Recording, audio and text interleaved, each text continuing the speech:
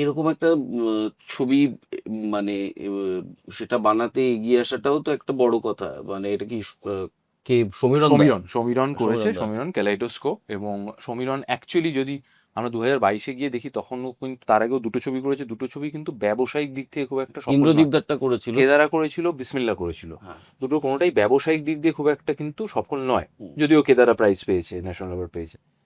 তো তারপরে এরকম একটা গল্প। আর একটা জিনিস দেখ, তুই আমি সহজেই বুঝবো, আমি যে মুহূর্তে বলবো যে 22 সালে দাঁড়িয়েও 25 দিন শুটিং হয়েছে, বিশাল। না মোমেন্ট, যে এটা বলবো। মুঘলে আজম মনে হচ্ছে হ্যাঁ, তো।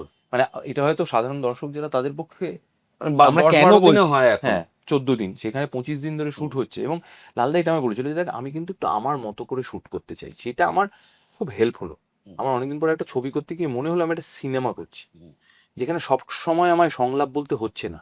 অনেক সাইলেন্ট মোমেন্ট, নিঃশব্দ মুহূর্ত আছে। একটা এরকম আছে যে একটা নদীতে একটা নৌকো এগিয়ে যাচ্ছে, যেরকম আমরা জানি হুম। গল্প, এবং সেখানে সেই স্পেসটা দেওয়া আছে, সেই পজেস গুলো আছে।